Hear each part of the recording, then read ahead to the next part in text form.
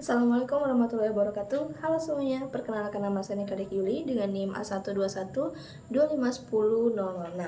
Saya dari kelas A dari program studi pendidikan bahasa Inggris Universitas Erlangga. Nah, pada kesempatan kali ini saya akan membacakan hasil resume saya mengenai materi bela negara yang dibawakan oleh kelompok saya sendiri tadi, yaitu kelompok 6.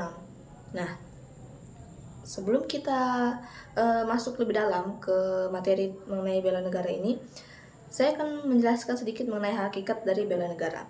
Jadi, bela negara itu adalah sikap, tekad, dan tindakan warga negara untuk menjaga kedaulatan negara, keutuhan wilayah, serta keselamatan bangsa Indonesia.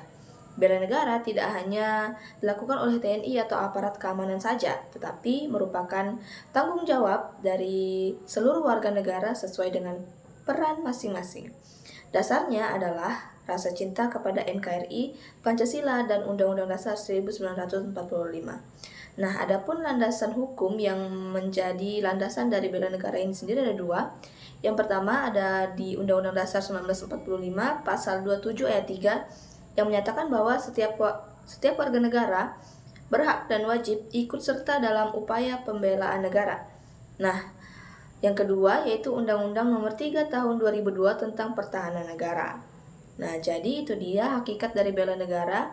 Kita masuk materi yang selanjutnya, yaitu mengenai 5 unsur dasar dari bela negara. Yang pertama ada cinta tanah air. Mengenal cinta tanah air artinya kita mengenal, menghargai, dan mencintai wilayah Indonesia serta menjaga kekayaan alam dan budayanya. Contohnya, menjaga lingkungan dan menggunakan produk dalam negeri. Unsur yang kedua yaitu kesadaran berbangsa dan bernegara.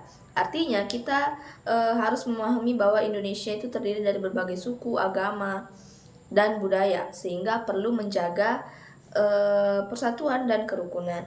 Nah, yang ketiga itu ada setia kepada Pancasila.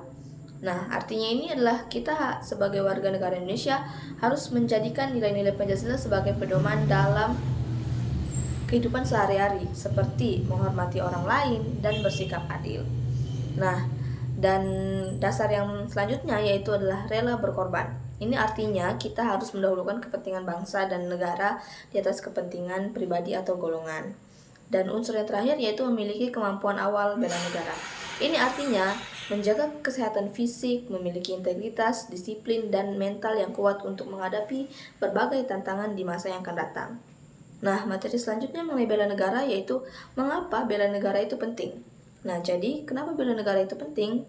Ini adalah untuk yang pertama, untuk menjaga kelangsungan hidup bangsa di tengah ancaman global, menjalankan nilai-nilai Pancasila, melestarikan budaya, dan menghadapi ancaman non-militer.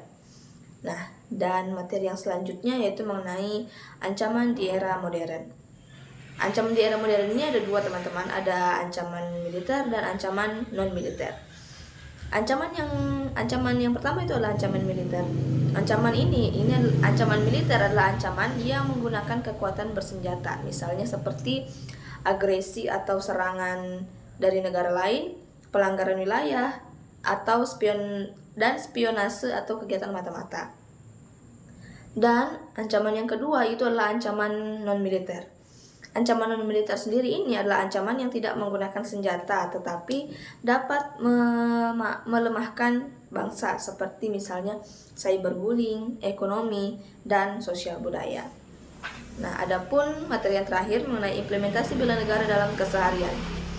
Bela negara bisa dilakukan sesuai dengan profesi dan peran warga negara itu sendiri. Yang pertama, peran dari pelajar atau mahasiswa. Perannya pelajar atau mahasiswa dalam mewujudkan bela negara ini adalah dengan belajar tekun, berprestasi, dan menjauhi narkoba. Dan sedangkan untuk pekerja atau profesional itu bisa dengan melakukan bekerja secara jujur, profesional, dan membayar pajak.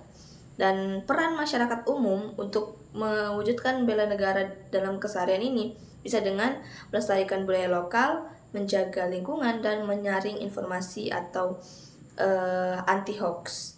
Nah, jadi teman-teman itu dia materi dari kelompok saya tadi dalam presentasi mata kuliah pendidikan kewarganegaraan.